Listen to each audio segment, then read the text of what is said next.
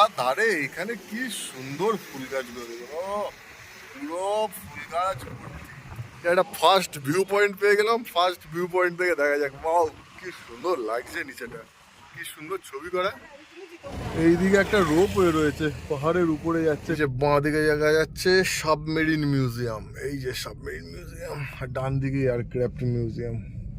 আর এই মুহূর্তে রয়েছি গোপালপুর, এই যে পিছনে গাড়ি, এই যে হোটেল। আর এখন আমরা এখান থেকে বেরোবো ভাইজাগের উদ্দেশ্যে। আর এই যে গাড়িটা রেখেছিলাম একটা সজনে গাছের নিচে, এত নোংরা হয়েছে, এত নোংরা হয়েছে, এটা পরিষ্কার করতে করতে মাথা খারাপ হয়ে গেল। বালতির মধ্যে দিয়ে দাও, বালতির মধ্যে দিয়ে দাও, বন্ধ করে দাও। আর এর মধ্যেই এখানে এত গরম পড়ে গেছে, পুরো মাথা খারাপ করা অবস্থা, প্রচণ্ড গরম। চাবি কই? এখন অলরেডি বেজে গেছে 9:50 বলা চলে, 49 মানে 9:50। আই হোপ এখান থেকে 5 ঘন্টা লাগবে। আর থাকার ইচ্ছা আছে ভাইজাগের আরকে বিচ। তো গোপালপুরের হোটেলকে বাই বাই করে এবার আমরা রওনা দিই। বেশ ভালোই লাগলো। আপনারা যদি গোপালপুর কেমন জায়গাটা সেটা দেখতে চান তাহলে আগের ভিডিও অবশ্যই দেখতে হবে। আর এখানে হোটেলের কোনো অভাব নেই, আপনাদের আগে থেকে বুক করে হোটেল এখানে আসার কোনো প্রয়োজন নেই। এখানে এসে যথেষ্ট সব রকম হোটেল পাবেন, একদম 1000 টাকা থেকে শুরু করে 10,000 15,000 টাকা সব রেটের হোটেল পাবেন। সো শুরু হয়ে গেল আজকে আমাদের অ্যামেজিং ড্রাইভ। সো বলো শ্রী চৈতন্য মহাপ্রভু কি। এখানে বাজারে দাঁড়িয়েছি, কিছু জিনিসপত্র কিনতে গেছে। এখানে টমেটো 4 কিলো 50, কলকাতায় টমেটো 30 টাকা কিলো, আর এখানে 4 কিলো 50 টাকায়, কিন্তু কিনে কোনো লাভ নেই। Thank you. হ্যাঁ, আমরা আবার আসবো গোপালপুর কখনো সময় হলে। সো গোপালপুরকে পুরোপুরি বাই বাই করে এবার আমরা বেরিয়ে গেলাম। এই চলে এসেছি ন্যাশনাল হাইওয়ের কাছে, ওই যে উপর দিয়ে যাচ্ছে গাড়ি, আমাকে বাঁ দিক দিয়ে নিয়ে তারপর ওই রাস্তা ধরে নিতে হবে। চল বেটা চল চল, সিগন্যাল নেই তো না। আমি একটা জিনিস দেখেছি, কলকাতার আশেপাশে জায়গাতেই যত রাজ্যের সিগন্যাল, এইসব দিকে কোনো সিগন্যালই নেই। যদিও সিগন্যাল থাকে একদিক দিয়ে ভালো, অ্যাক্সিডেন্টের পরিমাণ কমে যায়, কিন্তু এইসব দিকে কোনো সিগন্যালের কোনো বংশ দেখা যায় না। উঠে পড়েছি ন্যাশনাল হাইওয়ে, আর 4 ঘন্টা 21 মিনিট গুগল বাবা দেখাচ্ছে। মাঝখানে হয়তো কোথাও দাঁড়িয়ে লাঞ্চ করে নেবো। তো সব মিলিয়ে মোটামুটি 5 থেকে 5.5 ঘন্টার মধ্যে পৌঁছে যাওয়া উচিত। এখন কটা বাজে? এখন বেজে গেছে 10টা 10, 10টাই ধরলাম, 11, 12, 1, 2, 3, 3:30টার মধ্যে পৌঁছে যাবো, তাই না? 3:30টার মধ্যে আই হোপ পৌঁছে যাবো। এখান থেকে পেট্রোলের ট্যাঙ্কি ফুল করে নেওয়া যাক। 1775 টাকা 65 পয়সা। তেল ভরা হয়ে গেল, ট্যাঙ্কি ফুল, চিন্তা নেই আর কোনো। গরম করছে, এসিটা যেই একটু অন করে গরম করতে শুরু করে দিয়েছে। গুগলে দেখলাম 109 টাকা সামথিং পেট্রোল প্রাইস অন্ধ্রপ্রদেশে। জানি না গুগল ঠিক দেখালো না ভুল দেখালো, ভাই রিস্ক নেওয়ার দরকার নেই। এখানে 102 টাকা 58 পয়সা আজকে, কালকে 101 টাকা সামথিং ছিল, আজকে 102 টাকা 58 পয়সা এখানে আজকের রেট। তো ট্যাঙ্কি ফুল, তারপর ওখানে গিয়ে দেখা যাবে পেট্রোল প্রাইস ওখানে কত রয়েছে। কখন থেকে অপেক্ষা করছিলাম, টুলু বাবু কোথায়, টুলু বাবু তুমি কোথায়, টুলু বাবু তুমি কোথায়। এই যে সামনে আজকের রাইডের ফার্স্ট টোল, আমাদের প্রিয় টুলু বাবু। এই এত বড় লরিটাকে কোথায় ঢুকাচ্ছিস? আয় ঢুকাস না, আরে ফাঁকা জায়গাটা রাখ আমার জন্য, ঢুকাস না ঢুকাস না। বা গুড বয় টুলু বাবু, নিয়ে নাও তোমার প্রাপ্য। আমরা অলরেডি অন্ধ্রপ্রদেশে ঢুকে গেছি, আর এখানে পেট্রোল প্রাইস 110 টাকা দেখলাম। উরে বাবা, এ তো ওয়েস্ট বেঙ্গলকে হার মানিয়ে দিয়েছে। আমি এতদিন জানতাম ওয়েস্ট বেঙ্গলে পেট্রোল প্রাইস সব থেকে বেশি, অন্ধ্রপ্রদেশে তো দেখছি আরো বেশি, 110 টাকা। বাবা, আর কোথায় ইউপিতে 92 টাকা 94 টাকা, ভাবা যায় এগুলো।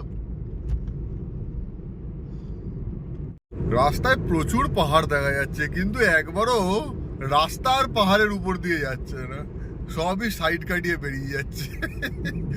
আর প্রত্যেকটা পাহাড় ক্ষয়জাত পাহাড় হওয়ার কারণে পুরো সেই পাথরগুলো দাঁত বার করে করে রয়েছে। আর কিছু কিছু পাহাড়ের মাথায় মন্দির রয়েছে, বড় বড় ঠাকুরের মূর্তি রয়েছে, খুব সুন্দর লাগছে। আর যে কোনো রাজ্যে গেলে সেই রাজ্যের একটা আলাদা রকমের একটা নিদর্শন থাকে, বোঝাই যায় যে সেই রাজ্যটা সম্পূর্ণ অন্য রকমের। এখানে যেমন বিভিন্ন জায়গায় নারকেল গাছের বাগান দেখা যাচ্ছে, বেশ সুন্দর। কিন্তু একটা জিনিসই খারাপ, এখানেও এই রাস্তাতেও স্পিড লিমিট হচ্ছে 80 কিলোমিটার। আর 80 কিলোমিটার হওয়ার ফলে বুঝতেই পারছেন গাড়ি দিকির দিকির দিকির দিকির করে। কিন্তু এখানকার লোকাল গাড়ি দেখছি হাই স্পিডেই বেরিয়ে যাচ্ছে। কিন্তু আমি বুঝতে পারছি না, ফালতু কেস খাওয়ার কোনো ইচ্ছা নেই, আমি 80 স্পিডই মেনটেন করে চলছি। এই যে দূরে বজরংবলী দাঁড়িয়ে আছে। উড়িষ্যার থেকে আমি দেখছি প্রচুর বজরংবলীর এরকম বড় বড় মূর্তি, প্রচুর। ওই যে দাঁড়িয়ে আছে, গাছের আড়াল থেকে মাঝে মাঝে দেখা যাচ্ছে প্রচুর প্রচুর বজরংবলীর প্রচুর মূর্তি। আরে এই জায়গাটা থেকে ভালো দেখা যাচ্ছে, বিশাল বড় মূর্তি, প্রায় 4-5 তলা সমান মূর্তিটা। আমি তো এখন ফ্লাইওভারের উপর দিয়ে যাচ্ছি। এত বড় বড় মূর্তি ওয়েস্ট বেঙ্গলে কিন্তু খুব একটা দেখা যায় না, সচরাচর দেখা যায় না। আমি উড়িষ্যাতে তো প্রচুর দেখলাম বজরংবলীর মূর্তি, আর অন্ধ্রপ্রদেশেও দেখছি প্রচুর দেখা যাচ্ছে, এইদিকে প্রচুর আছে। রাস্তার ধারে এত সুন্দর ফুল গাছ, পুরো লাল লাল হয়ে রয়েছে, অপূর্ব সুন্দর, অপূর্ব সুন্দর। এত পুরো লাল হয়ে রয়েছে সব ফুল গাছ। আবার চলে এসেছে টুলু বাবু। মাত্র 190 কিলোমিটার গাড়ি চলেছে, আর তার মধ্যে এটা হচ্ছে 4 নম্বর টোল প্লাজা। তার মানে অবস্থা ভাবুন, টোল টোল টোল। কোনো একটা তো ফাঁকা হয় আমার জন্য, সব কটাতেই তো গাড়ি রয়েছে। ওর বাবা, সব কটাতেই ভর্তি, এই একটা ফাঁকা আছে।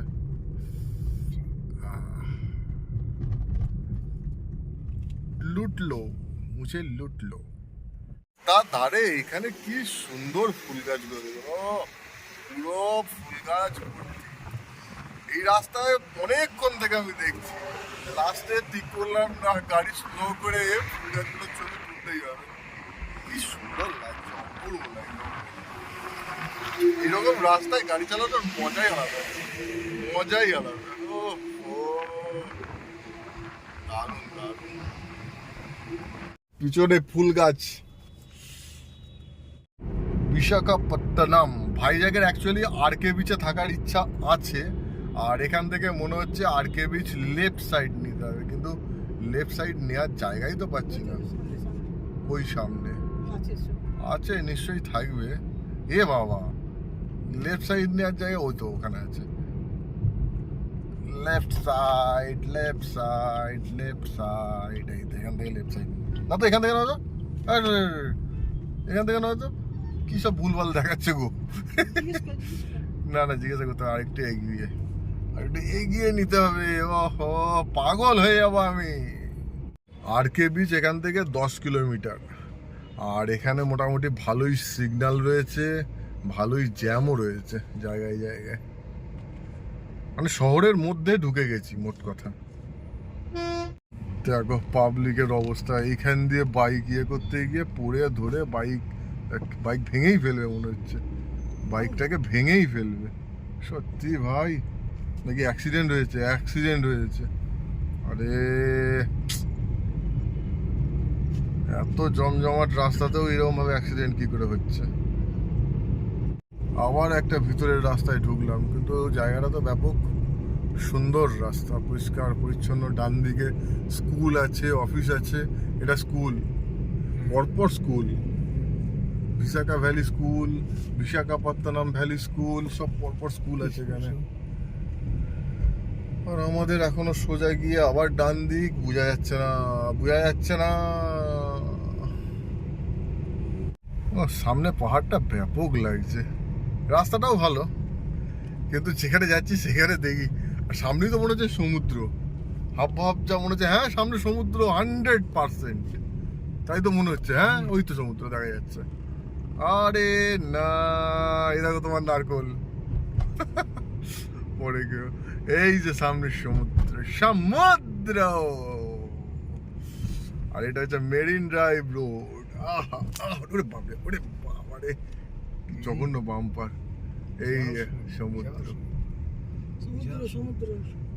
চলে এলাম সমুদ্রের ধারে। এই যে বাঁ দিকের সমুদ্র, বিন্দাস। এই যে আহা, সমুদ্রের বিচ, ওটাও একটা কোনো বিচ। থাকবো, ঠিক থাকবো।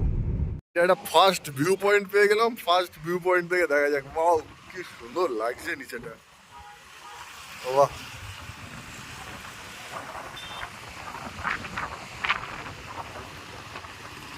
ওই দিকে একটা বিচ রয়েছে।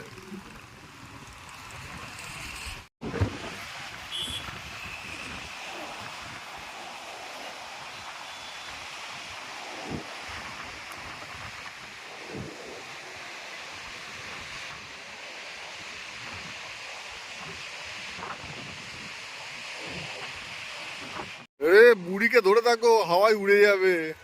প্রচুর হাওয়া দিচ্ছে এখানে। ওরে কি পোজ দিচ্ছে। আর এদিকে কারুকার্যগুলো দেখো, পাহাড়ের গায়ে কি সুন্দর ছবি করা, অপূর্ব সুন্দর। লেফট সাইডে টেনেটি পার্ককে রেখে আমরা আরো এগিয়ে যাচ্ছি সমুদ্রের ধার দিয়ে। অপূর্ব লাগছে। ওইদিকে মাঝখানে সমুদ্রের দিকে কত মাছ ধরার নৌকা। আরে তারা একটু দাঁড়াই এখানটায়, আর দেখতে দেখতে যাচ্ছি। তারাও এইদিকে একটা রোপওয়ে রয়েছে, পাহাড়ের উপরে যাচ্ছে। কোথায় যাচ্ছে কিছুই বুঝতে পারছি না। কিছু লেখাও নেই এখানে, গাড়ি পার্কিং এরও জায়গা নেই। দেখা যাক। এই যে বাঁ দিকে দেখা যাচ্ছে সাবমেরিন মিউজিয়াম। এই যে সাবমেরিন মিউজিয়াম, আর ডান দিকে এয়ারক্রাফট মিউজিয়াম। কিন্তু হোটেল কই এখানে? হোটেল বুঝতে পারছি না। সমুদ্রের বিচ তো বুঝতে পারছি, প্লাস এখানে নো পার্কিং এরিয়া। গাড়ি তাও রাখছে, কিন্তু ওইভাবে রেখে তো লাভ নেই। আমাকে আগে পার্কিং খুঁজতে হবে, হোটেল খুঁজতে হবে। নেওয়া হয়ে গেছে। আর কি খাচ্ছ বুড়ি? বুড়ি এখন খাচ্ছে, আর এদিকে আমাদের খাবার রেডি হয়ে গেছে। বুড়ির নিরামিষ খাবার সব জায়গায় পাওয়া যাচ্ছে না। এই যে আমাদের এখন বিরিয়ানি, কিছু করার নেই, আর খাবার কিছু নেই। তো চলো এই ভিডিওটা এখানেই শেষ করি। এই ভিডিওটা আর বড় করবো না। এরপর যাব ঘুরবো, ভাইজাগ ঘুরবো, আজ ঘুরবো, কাল ঘুরবো, এবং বিভিন্ন রকমের প্ল্যানিং আছে, সেগুলো থাকবে নেক্সট পার্টে। সো আই হোপ এই ভিডিওটা ভালো লেগেছে। ভালো লাগলে অবশ্যই লাইক করুন, কমেন্ট করুন, আর এখনও পর্যন্ত যদি চ্যানেলে সাবস্ক্রাইব না করে থাকেন তো অবশ্যই সাবস্ক্রাইব করে নিন, যাতে আমরা সবাই একসঙ্গে যুক্ত থাকতে পারি। এতক্ষণ সঙ্গে থাকার জন্য সবাইকে ঠান্ডা লেগে যাচ্ছে। এতক্ষণ সঙ্গে থাকার জন্য আপনাদের সবাইকে অসংখ্য ধন্যবাদ। Thank you. ডিনারটা করে দিন।